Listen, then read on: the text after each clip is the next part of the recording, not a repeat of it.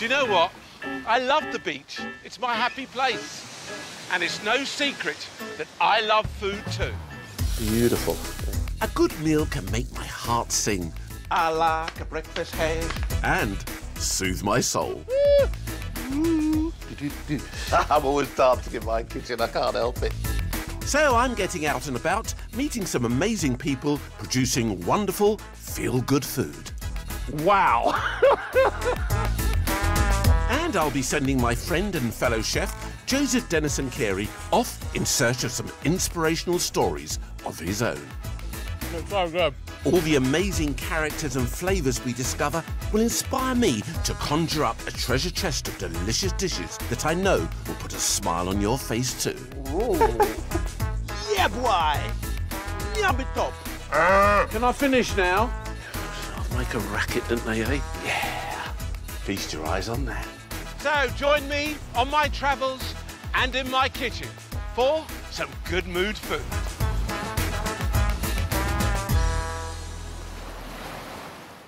Hello and welcome. Today we are celebrating some unsung heroes who are the start of some wonderful meals. We are talking grains and pulses.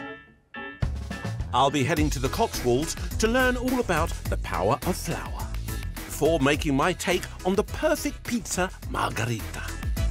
Joseph's in Norfolk in search of a tasty bit of crumpet. Ooh, missus. And I'll be serving up a sweet treat from my childhood, banana fritters with chocolate dipping sauce. And to round things off, I'll be putting rice in the spotlight with my smoky Creole jambalaya. But for my first dish, I'm using one of my favourite ingredients, the bean. Now, this is my seared tuna and mixed bean salad with an anchovy and tomato dressing. Absolutely delicious. To start with, you want to make the marinade, and that's just a combination of using oil, lemon, and some dried herbs.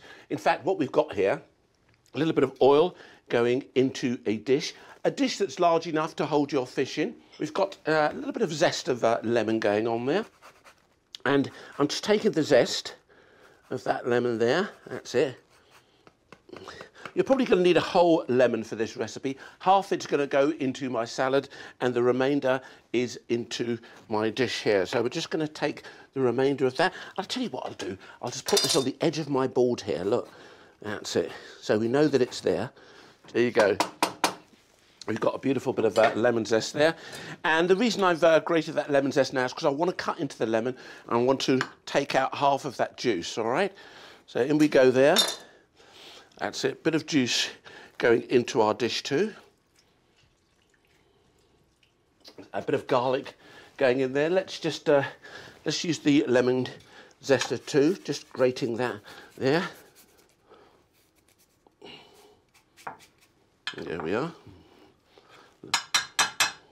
Along with some dried oregano. Season it up a bit, shall we? That's it, lovely. And just stir that around. Okay, giving you an idea of what I've got here. Look at this, you see that? Lovely. And then I can take my tuna, which I've got here, absolutely beautiful tuna steaks, straight into your marinade. Don't leave it in there for too long, guys. 15, 20 minutes, because otherwise the lemon juice will start to cook the fish. Okay, I'm just getting on my grill pan. All right, so when that fish does go on there, we can sear it. Literally, we're talking a couple of minutes each side. And wow, you will be rewarded. Now, what about that dressing? Well, look what I've got here. A beautiful, absolutely gorgeous fresh tomato. What am I doing with it? I'm chopping it up. I'm going to grate it. Gritty, gritty tomato, gritty, gritty tomato, gritty, gritty tomato for you, gritty, gritty tomato, gritty. I'm always dancing in my kitchen, I can't help it. There you go. Give that a good rub. And the real beauty of that is when you use a grater, the skin of the tomato acts as a bit of a protection. Slow down towards the end, and then look what you have. You end up with the skin, which you can just discard. A little bit I know has gone in there, but most of it is here. Let's just get rid of that. Okay, so we've got our grated tomato in there. Look at that, you can see that. Look, absolutely beautiful. A little bit pulpy. Perfect. Then to that, I've got some anchovy and garlic here that I'm just going to use. I'm going to put those together, actually, guys. Just chop the garlic a little bit. Then I'm getting my anchovies and including them in there too, and giving everything a little bit of a chop. Can you see that? Take a little bit of salt. So we've got all our lovely juices in there. Just giving that a little bit of a mash. Look at that. And then pop that into our pulpy tomatoes. That's perfect. And then I can add a little bit of olive oil, and some red wine vinegar. Okay, you could use a little bit of cider vinegar if you wanted to. I think red wine just goes particularly well with this. All right, just going to stir that round. It's a real Mediterranean style dressing, you know, wonderfully fresh. And we're going to nappe that over our salad and finally over our grilled tuna. Here they are, guys. Look at that. Check that out. You can see that. Now look what's happened. Can you see how it's slightly, the colour is just slightly changed. It's taken on that lovely, beautiful marinade, some of those flavours. I'm going to take that and remember I heated that up? That's ready for our fish, and I'm just going to pop that on there. That's it. Beautiful. There's our lovely fresh tuna. Now, this is like working in a restaurant. You got that salad coming, chef? Yes, chef. All right, we've got some cherry tomatoes here that I'm just going to take. All right, a few of those. And I'll tell you what I do with my cherry tomatoes sometimes. Can you see here? Cut straight through like that. And you can split about 10 of them in half all at the same time. Very gently. And there we are. We've split all of our tomatoes, all going into a bowl. Let's turn over our tuna. You can see the colour there. Beautiful. Now what I'm going to do is I'm going to turn off my grill here because the residual heat's enough. Now we can go back to our salad. Here I've got some sun-blushed tomatoes and some red onion, and literally just slice that very, very thinly. I've got some olives that I've literally cut in half. I've also got some parsley here. Once again, rough chopped parsley.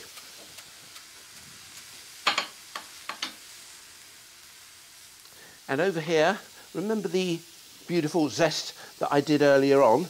I'm taking that zest that I've got here and I'm using that and I'm just sprinkling that in there like that. That's looking good. And what about our beans? Well, I've got some cannellini beans here and I've got some butter beans here. And, you know, I just love beans. I mean, pulses are just so nutritious, aren't they? And I think we don't really use them enough. OK, a little bit of rocket going in there too. All right. All of that's going in there. Look at that. Look at the colours that we've got in there now, guys. Really vibrant and lovely. And we're going to take some of our dressing, our anchovy dressing, with the tomato and everything in there. OK. Putting a bit of that in there. Again, just tossing that through. Look at that, little vibrant colours there. Take a good portion of that salad there. Here we are. Fabulous. And of course, our delicious fresh tuna. Wow, just check that out. Beautiful. Isn't that amazing? Our delicious fresh tuna here. And we're just going to go over there with our beautiful dressing. And there you have it, a real fresh taste of the Mediterranean. My seared tuna with a mixed bean salad with the beautiful anchovy and tomato dressing.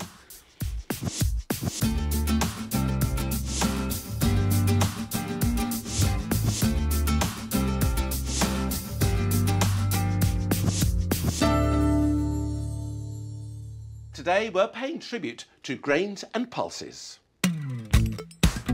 I made a Mediterranean-inspired bean and tuna salad. Still to come, Joe tries some cracking crumpets. I make a sweet treat with fond memories. Mum would be proud. And a stovetop jambalaya packed with smoky flavour. Before that, you're never too old to learn, are you? So I went to find out a thing or two about the humble grain.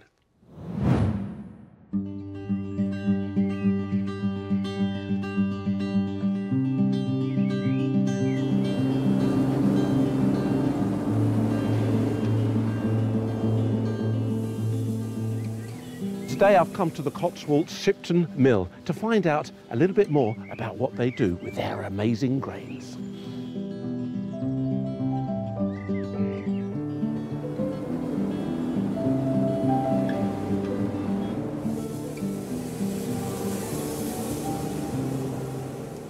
Hey Tom, here at the Shipton Mill. How long's it been here now?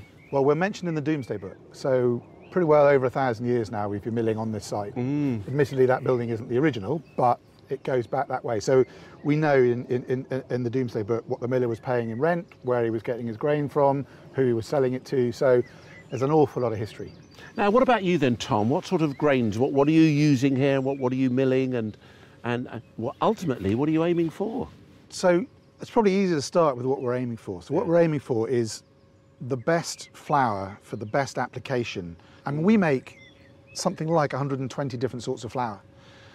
So many different protein levels, low protein levels for cake, strong protein for bread. Yeah. And the strong and the plain means it's got little gluten in it, because when you make a cake, as you'll know, you don't want a stretchy, springy, you want a nice fluffy, light. Yeah, so you don't want so much gluten. So there's that. There's a whole range of variations in between. There's organic, which is, you know, very close to our hearts. We mill for the Prince of Wales, and we have his royal warrant, and that's all to do with organic.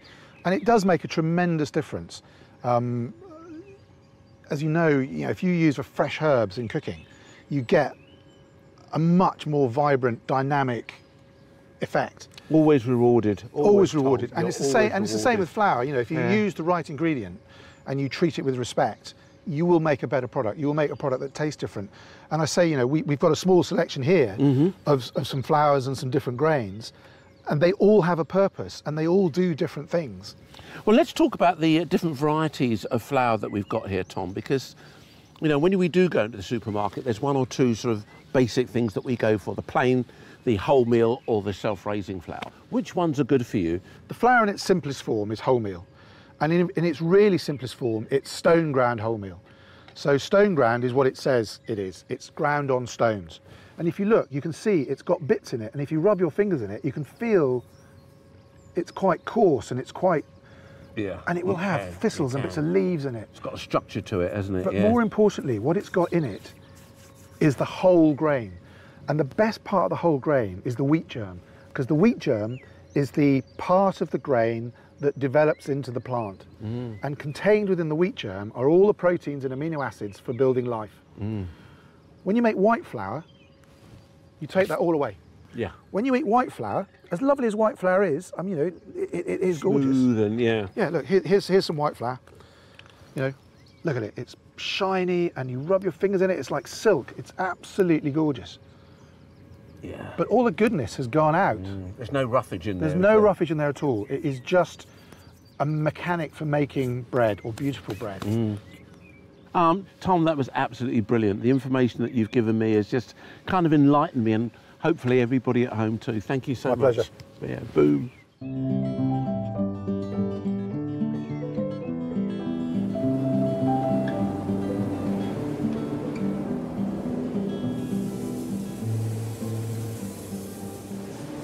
Well, this was certainly not a run-of-the-mill visit coming here, was it? Eh? Because graded grains do make fabulous flour and gives you some excellent results.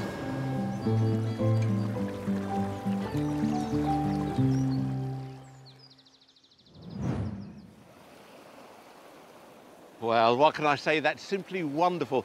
There's something unique about seeing the grains being transformed into wonderful flour, and this is exactly what I'm going to be using now in my next recipe. It's a classic. It's one we all love. We spend a fortune on. pizza margherita. Now, the flour is very, very important. You saw the different levels of flour and what you can actually do with it. But for me, I'm taking my flour, I'm going to put in some yeast, fast-acting yeast here, guys. Okay, you can buy this in your shop or supermarket.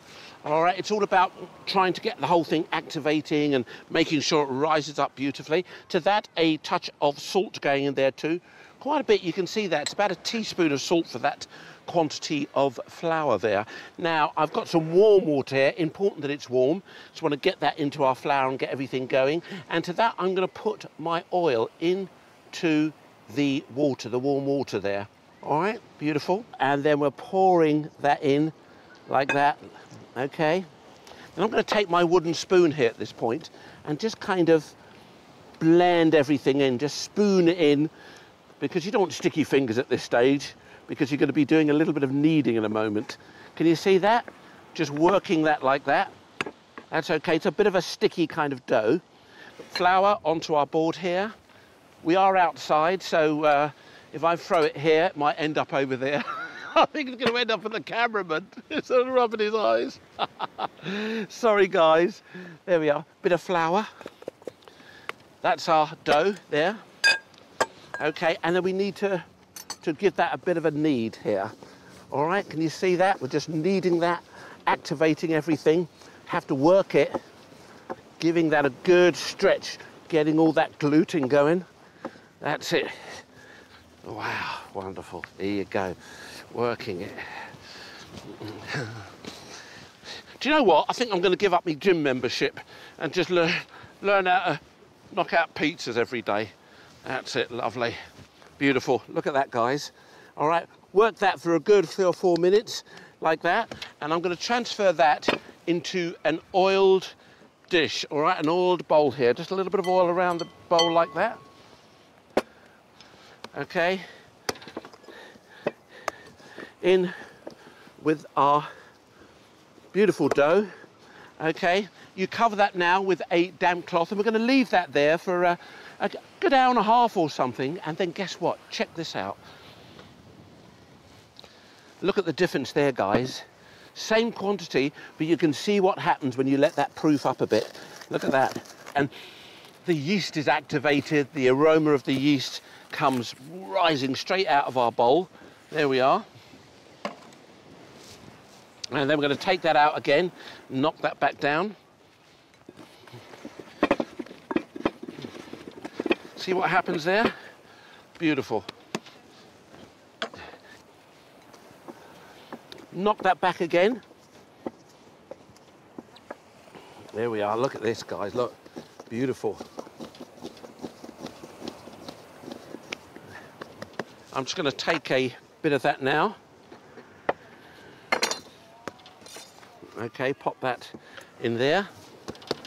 And we are going to make our pizza.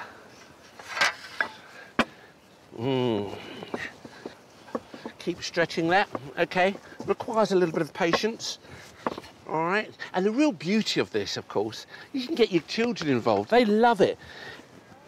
Beautiful. Look at that. Isn't it amazing how elasticated it is? That's it, beautiful, look. And then you can get your fingers there, and you can just push a little bit. Let me spin that round there and give you another little bit of a look. Come on, get round there. All right, that's it. Just to create a little bit of a lip. There we are. Doesn't have to be absolutely perfect. Now I'm going to whack it onto my tray here. I'm going to put a little bit of, look at that, I'm popping that down there. And I'm just going to hit that with a little bit of semolina instead of flour. Okay. There you go. What about putting some bits and pieces in there? Well, I've got a bit of passata here, particularly like that, okay? You can buy that passata, and I'm going to add a little bit of that chili flake. Not imperative. Oh, look, a few blowing in the wind there. But a few chili flakes, love that.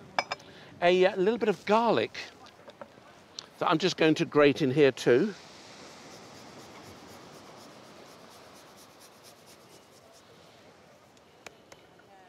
Okay, a little bit of garlic going in there.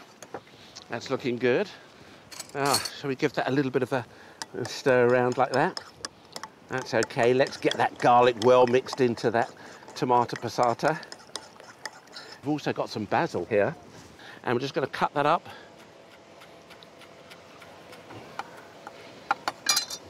Put that in there too. Lovely. See where I'm coming from? Now, we're going to take some of that sauce, put that on there, and we're spreading it out. Make sure it doesn't get too close to the edge. So give yourself a centimetre or so away from the edge, all right? There you go, look at that, beautiful. You can see why I like a rich tomato sauce. It kind of gives it a little bit of a body. Looks so nice there. Yeah. Can you see that? Really push that there. Just a little bit more there. Fab. Now, what about some of that parmesan? Beautiful fresh parmesan that I'm just going to grate on top like this. There we are. There's your parmesan. And to finish off, to give it that complete margarita effect, it's some mozzarella. Mozzarella. Okay, what should we do? We're not going to get too fancy. Just going to cut it like that. And then we're just going to pick up that and we're just going to pop that onto our pizza. Absolutely lovely. There you go, guys. I think that's enough, didn't you? Hey, what do you think? Looking good? And that's it. And guess what? That's all you have to do. How much fun would the children have if they were making fresh pizza? You can pop that into your oven. That's quite a high oven, actually, guys. We're talking about maybe 220. But I've got my little miniature pizza oven here. Great. Really trendy to have these outside in your garden or something like that. Let's just slide it in and let's get cooking.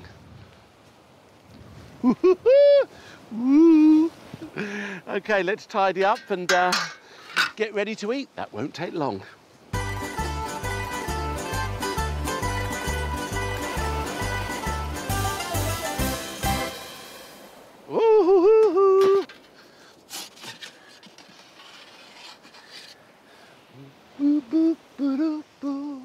There you go, guys. Look how simple that was. Absolutely lovely. What are we going to put on top? Just a few lovely bits of basil, just dotted around, I think. Nothing more than that. Beautiful.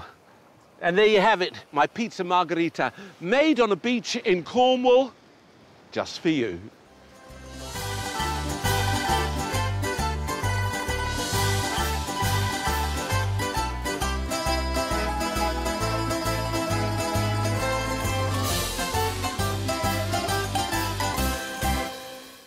Today's show is full of hearty, wholesome grains and pulses.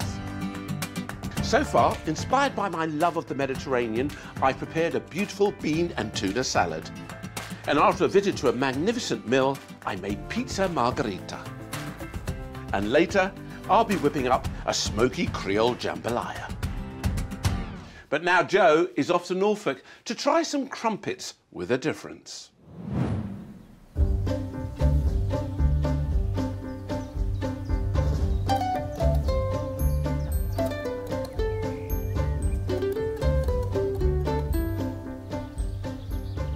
Isn't it incredible the things you can do with something as simple as flour? I'm here to meet Kat at the Crumpetorium to see what she does to make her delicious crumpets.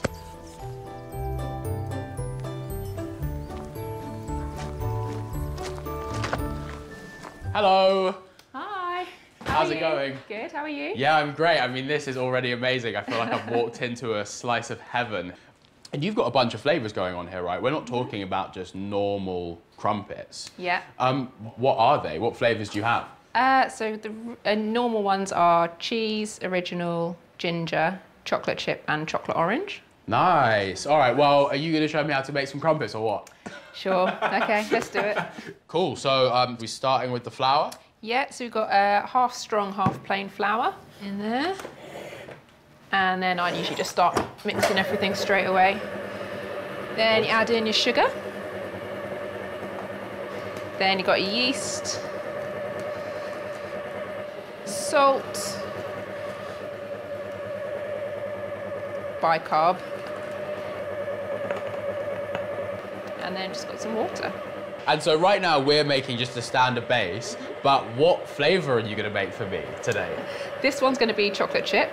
Oh man, I literally cannot wait. Has this been mixing for long enough, do you think? Yeah, it looks good. Ready Great. to prove. Is this what we're putting it in to prove? Yes, yeah. Awesome. My little buckets. So it should become bubbly, at least double in size, hopefully 3 times in size. Is that where all those lovely little pockets come from? Yeah, so that's what you're looking for. You need all those little air bubbles to pop when they're cooking. And then this will sit for how long? At least an hour and a half. It can go longer, but minimum an hour and a half to get the bubbles in there.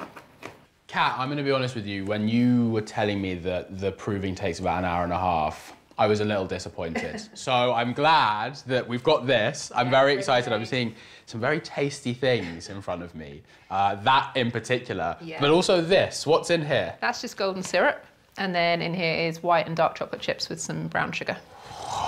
Simple ingredients. What's going in first? We're going to put in the golden syrup. Give that a little mix.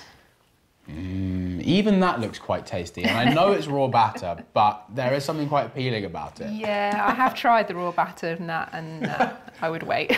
Sure. And so this is the chocolate chips, and you said some sugar? Yeah, just some brown sugar. Again, we add the sugar at the end, so the yeast hasn't eaten it all in the proving process. And so the next stage after this is the cooking, right? Mm-hmm. Just need to make sure you get a nice load of chocolate chips and stuff in each scoop, basically. And how long, once you scoop that in and you've got all of the crumpets on the grill, how long will they stay on there for? About 15 to 20 minutes. I try to keep it quite a slow, steady heat so it doesn't burn the bottoms. But yeah, and then I'll flip them over and just colour the tops once they're done.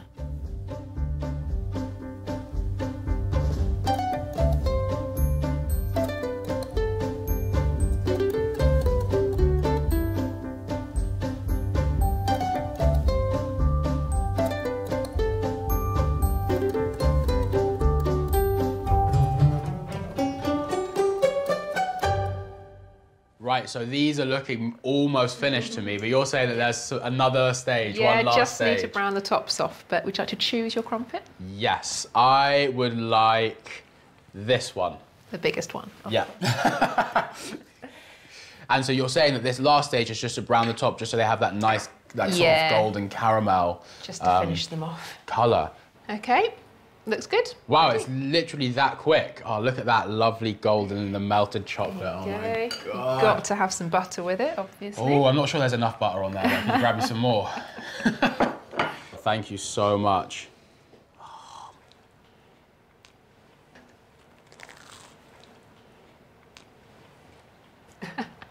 Good reaction.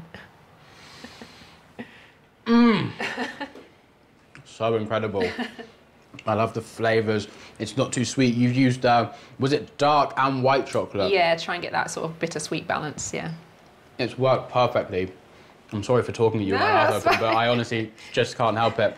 And then maybe some for me to take home too? Yeah, so we've got a little pack ready for you. There you go. Thank you so much for having me here. You're very welcome. It's been a pleasure. This is delicious. I'm going to scoff these now as well. Delicious.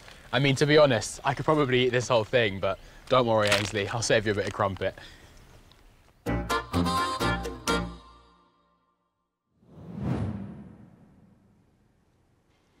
They look delicious, Joe. Hey, but we've got another treat coming your way. My mother's recipe. Caribbean cinnamon banana fritters with a chocolate dipping sauce.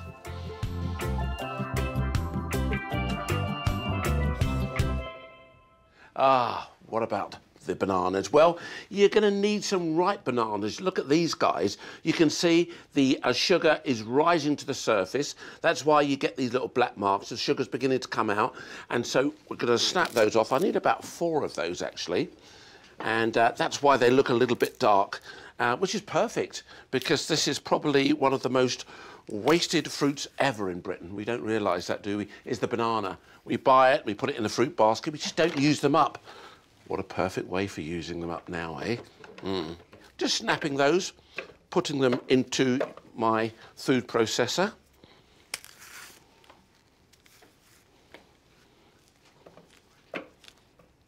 That's it. And then I'm just going to blitz these up. All right, nothing else in there, just the bananas.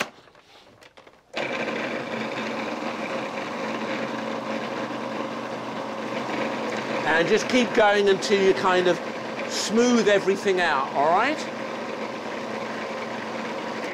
And then we've got to add that to a batter mix. I've got some plain flour here. Just think of me mum cooking again. Yeah, boy. Sprinkle in the flour, put it in the bowl, making banana fritters, dip it in the chocolate sauce. Why, it's going to taste so good. Hey, look, I've got some sugar here and just a pinch of salt, which I've put on top of my brown sugar there. And I'm just going to take that, and that's going into the bowl too, along with some desiccated coconut. Love that, didn't you? A bit of baking powder going in there too. Okay. And then got some other spices there. But before that, let's get our banana, our pureed banana in there. Love it. There you go. Take that blade out. And we've got our banana mix going in here. There it is, look. Mmm.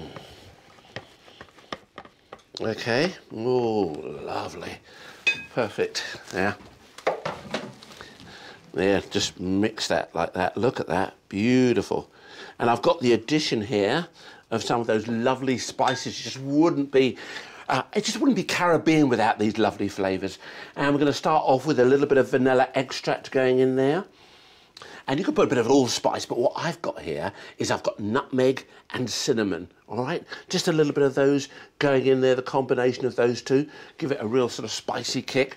That's it. Mixing that together. Look at this, guys, look. Wow, that's it. Just folding that in like that. Can you see that? Combining that beautifully.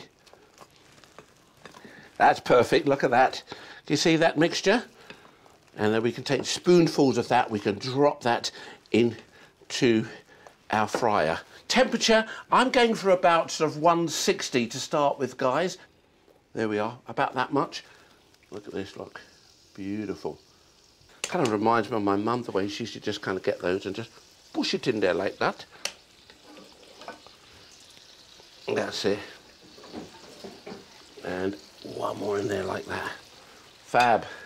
Just let those cook down. And talking about 2 minutes, then we're going to flip them over, give them another 2 minutes, then we're going to toss them in the cinnamon and the sugar.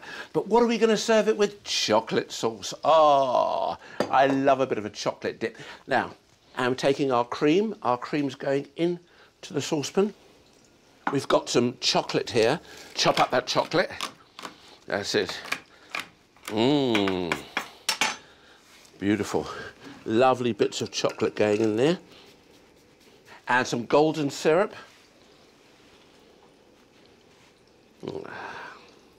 Perfect. A little bit of butter, that's going to glisten everything up beautifully. And then just a pinch of cinnamon going in there. Okay, just let that come together. Won't take long at all. Now, let's turn over our beautiful banana fritters. Here they are. Look at those, beautiful. Just turning them. There you go. Mmm. Now they're looking lovely and golden, aren't they? That's perfect. Mum would be proud. Yes, man. Them fritter look good. Oh, dear, dear, dear, dear me. Oh, in my chocolate sauce here. Beautiful. Look at this, guys. Can you see how it's kind of emulsifying? It's all coming together, creating that beautiful, rich, creamy chocolate sauce. Oh, I can't wait to dip my beautiful banana fritters into that. Oh, now. Wow.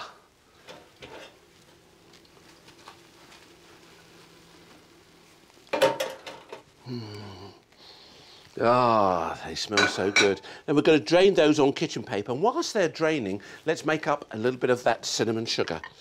So I'm just going to sprinkle that sugar onto my tray here. And a little bit of cinnamon. Okay. Just mixing that through there. Beautiful. Oh, gorgeous. So we've got our cinnamon sugar. Now we can take our beautiful fritters, just drop them in there like that. Look at that. They're gorgeous. They're really looking lovely. I like that. Yeah, Mum, I remember sitting down there, actually looking up at my mum. So I must have been quite young, actually. Looking up at Mum and thinking, wow. And then being rewarded. Taking a little bit of that gorgeous chocolate sauce there.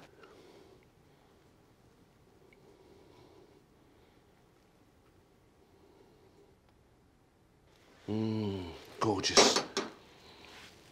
And then piling up our beautiful, beautiful banana fritters.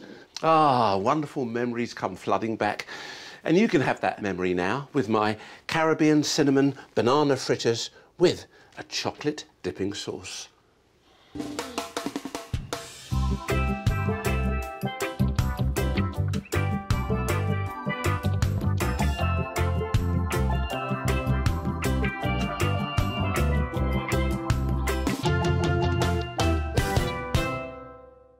Today's show has been packed full of dishes using hearty pulses. I started with a tuna and mixed bean salad with a little taste of the Mediterranean. After causing trouble at meal, I made pizza margherita. Joseph sampled some cracking crumpets. I revisited my childhood with Caribbean cinnamon banana fritters. And now, one final dish, my Creole jambalaya.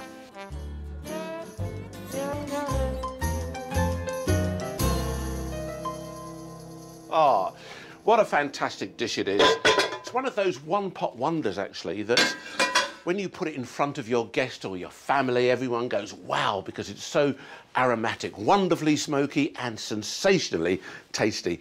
I wanted to get hold of some sausages. Now, I've got a couple of varieties here. There's chorizo, you could get merguez. You want one packed full of flavour. And then what we're going to do is we're going to slice these up. Oh, amazing thing is you're cutting into the sausage. That smokiness just comes off of the board. Look at that, beautiful. A little bit of oil going into our pan. Just a touch, actually, just to help those sausages along the way.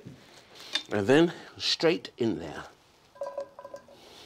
And what you want to do is just cook them enough so they release their lovely smokiness, and of course you start seeing a little bit of paprika and everything comes out. The colour just starts to change just a bit, but of course it's releasing all that lovely flavour. Now there you go. Can you see what I mean about that colour release there? Just beginning to ooze out, seep out a little bit, you might say. Now once these have cooked down enough, we can take those out of our pan.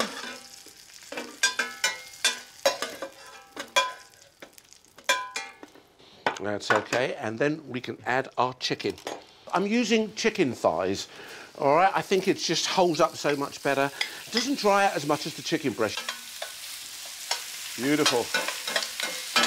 And then now, when that comes out, I'm going to add this. This is what they call the Holy Trinity, sofrito.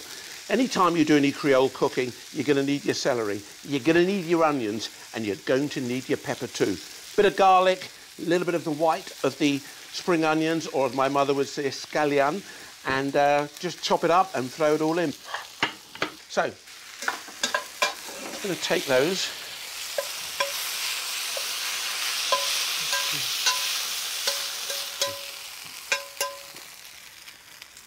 Beautiful. There you go. Look at that. I've not cooked the chicken all the way through. We've just kind of sealed it, browned it a bit similar to what we did with the sausage. And then that's going to go back in when we incorporate all those other lovely smoky flavours into it. So, a bit more oil into our pan. And then we can start to add our Holy Trinity. In with the onion. Our celery.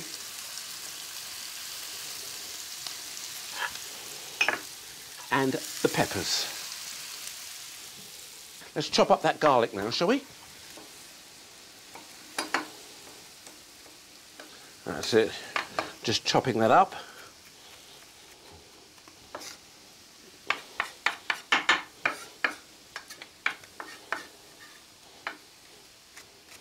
Have you noticed I'm just using the white of the onion there. I'm not going all the way. All of that's going in there now. Now let's get some of that smoky flavours in here. What have I got? Well, check this out.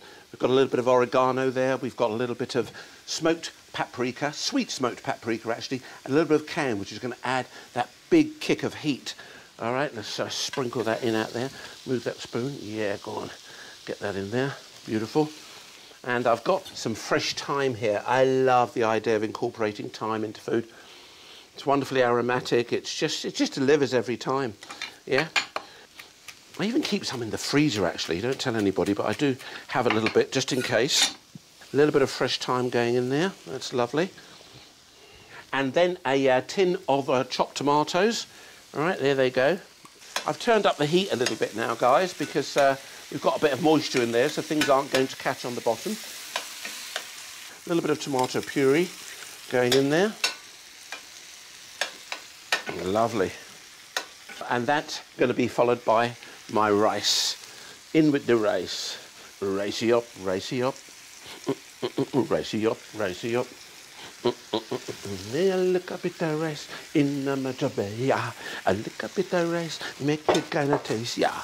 Oh, ho, ho, ho. There you go. Mixing that all in there like that, okay, guys? And then in with our stock. There you go. Take that stock and in you go. Vegetable stock is fine. Chicken stock is absolutely perfect because we've got the chicken going with this. So all of the stock going in there. There you go. Then we take the smoked sausage and the chicken and we put that back into it. Again, we're including all the juices. Look at all that lovely juice that's come out of there. Look at that. All of that's going back in. Nice and gentle now. That's it. And just pushing that and, of course, allowing the tomato and everything just to kind of blend in beautifully into that. Ah, there you go. Good old tight fitting lid on there and reduce the heat and Bob's your uncle. Talking about 18, 20 minutes and then you end up with something rather delicious. Here's one I did a little bit earlier. Here we are, guys. Yeah, check that out. Look at that. That's cooked down beautifully, hasn't it? Hey, not finished yet though. So I'm just going to take some of those prawns and scatter them around like that. Okay, beautiful. Yeah, those juices. I've got some tomatoes, cherry tomatoes here. Just going to cut them in half. Sharp knife, very gentle. Remember, you are in control. Just running the knife through like that. There we are. Scatter those around. Lovely. A little bit of parsley. Just going to chop that.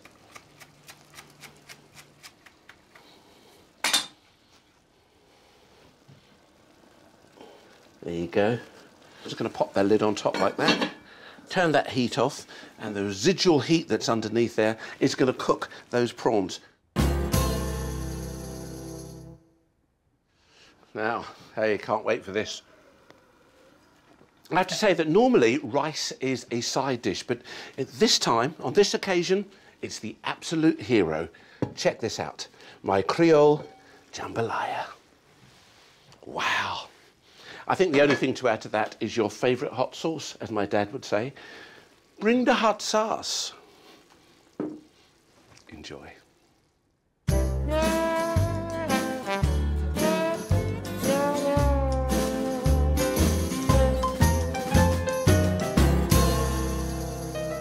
Well, wow, what a way to finish, exploring the world of possibilities when you start with grains and pulses. Ah, they may be small, but I tell you what, they really do deliver. Go on, get out in the kitchen and have a go using some of these unsung heroes. Until next time, take care, bye-bye.